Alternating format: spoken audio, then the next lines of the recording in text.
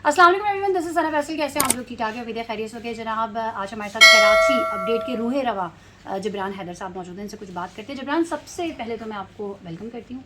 सबसे इंपॉर्टेंट सवाल मेरा जबरान से ये है कि जबरान मुझे ये बताएं कि अब हमारे पास सोशल मीडिया पर ऐसी बहुत सारी वीडियोज़ आ रही है जिसमें हम देख रहे हैं कि नशई अफराद जो हैं कभी किसी पुल के नीचे बैठे हुए हैं तो वहाँ जो है तोड़फोड़ मचाई हुई है, उन्होंने वहाँ से सरिया निकाल रहे हैं। फिर हम ये देख रहे हैं किसी पंपिंग स्टेशन में हमने देखा कि वहाँ पे बहुत सारे नशई अफराद मौजूद हैं और वहाँ पे मतलब काम चल रहा है कि जैसे प्रॉपर एक मजदूरी नहीं होती उस तरह का काम हो रहा है और वो खोद के जो है वो उसमें से सरिया, तारें, काम का तमाम सामान, मोटर्स वगैरह निकाल रहे हैं। फिर हमने रोडों पे अक्सर देखा कि बड़े सुकून से आमने सामने ट्रैफिक भी चल रहा है, दुकानें भी हैं, शॉप्स भी हैं, तमाम चीज़ें, और लोग वहाँ से जो है वो समझ ले कराची को लूट रहे हैं। एक लूट मार का सा समा है। चूँकि आप एक बड़ा जो है वो ग्रुप रन करते हैं, तो मुझे बताएं इस तरह की वीडियोज़ आपके पास आती होंगी, तो इसके लिए आपने कुछ काम वगैरह किया? जी बिल्कुल, आपने बहुत इम्पॉर्टेंट टॉपिक रेज़ किया है।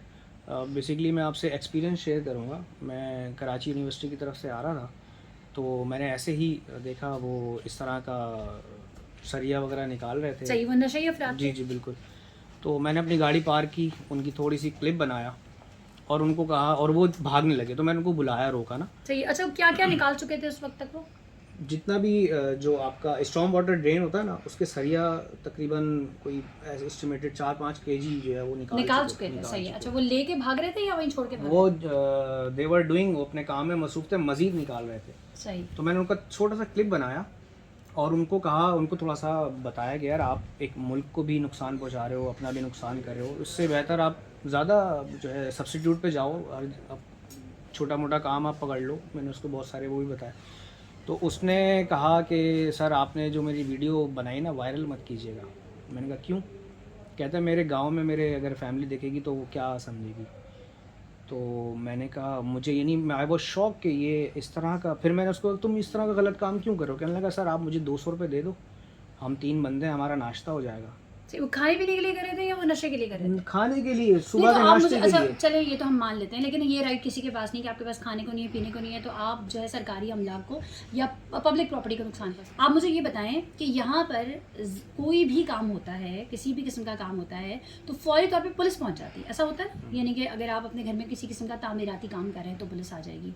अगर आपने वहाँ पर कुछ भी कोई भी ऐसी एक्टिविटी की है, जब ये लोग ऐसी सरगर्मियों में इन्वॉल्व होते हैं तो इनके पास पुलिस नहीं आती, इनको पुलिस नहीं पकड़ती, इनको पुलिस नहीं रोकती, ना आस पास के लोग बतौर शहरी अपना फ़र्ज़ अदा करने की कोई कोशिश नहीं करते। देखें, बहुत अच्छा आपने रेस किया है। बेसिकली बात ये है कि पुलिस जब उनको पकड़ती है तो पुलिस क्या करे, यानी एज ए इंसानियत की जब बात करें तो वो ये कहते हैं कि यार हमारे पेट में रोटी नहीं है। इनको फोकस करना हमारे पेट में रोटी नहीं है, हमें नाश्ते के लिए जो है वो हमें ये चाहिए।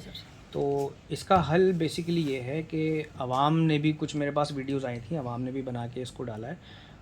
इसका असल जो ज़िम्मेदारी बनती है ना, वो गवर्नमेंट के ऊपर बनती है।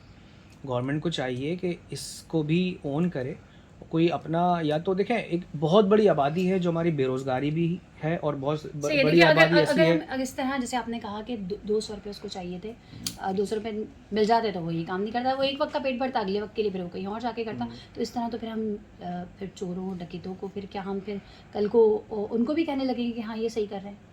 उसके पास चूँकि खाने को नहीं था तो वो इसको लूट रहा था, उसके पास चूँकि चीज़ें नहीं थी, उस महंगाई इतनी ज़्यादा थी, उसको बिजली के बिल भरने थे, घर का किराया भरना था, उसके माँ बाप भूखे थे, उनकी दवाइयाँ नहीं थी, तो वही करता। तो हम उसको भी जायज़ करार दे देंगे। इसका कोई मुस्तकिल हल होना चाहिए ना। देखें, जब आप इंटरनेशनल स्टैंडर्ड को देखें ना, तो फॉरेनर्स जो हैं, जो फॉरेन कंपनी कंट्रीज़ हैं, वहाँ क्या होता है, वहाँ पर बेगर्स, उनका एक अलग डिपार्टमेंट है। वो सही, बैगर्स मौजूद होते हैं ना। इसीलिए नहीं होते कि वो, अगर कोई उनको पता चल जाए कि यहाँ पर कोई बैगिंग के में इन्वॉल्व है, वो फ़ौरन उठा के ले जाते हैं। तो गवर्नमेंट ही की जिम्मेदारी है, गवर्नमेंट इनको उठा के लेके जाए, उनको कुछ भी काम धंधे में लगाए। ये नहीं, एक एसेट है हमारा। सही। आपको लगता है इस चीज़ पे कोई कैंपेन आपके ग्रुप को स्टार्ट करनी चाहिए, जो कोई भी किसी भी तरीके से हमारे मुल्क को, हमारे शहर को नुकसान पहुंचाने की कोशिश करे तो उनके खिलाफ कार्रवाई की जाए?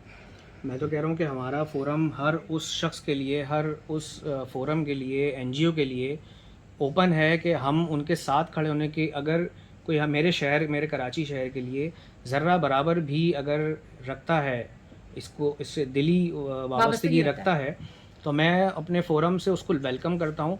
और आपको भी दावत देता हूँ कि इस सिलसिले में इसको एलिमिनेट करने के लिए इसके क्या हल होने चाहिए। ना सिर्फ हम अपने आप को इन्वॉल्व करेंगे बल्कि गवर्नमेंट को भी हम इन्फोर्स करेंगे कि इसका सदभाव किया जाए। सही है नाज़रीन, ये कुछ जनरल सी गुफ्तगू हमने की थी और ये वीडियोस तवातुर से मेरी नज़रों के सामने से गुजर रही थी। तो चूँकि ये एक सोशल मीडिया पे बड़ा ग्रुप चलाते हैं तो मैंने सोचा कि ज़रूर इनसे इस हवाले से बात की जाए। व्लॉग पसंद आया तो मेरा यूट्यूब चैनल ज़रूर सब्सक्राइब कीजिएगा। अपना ख्याल रखिएगा।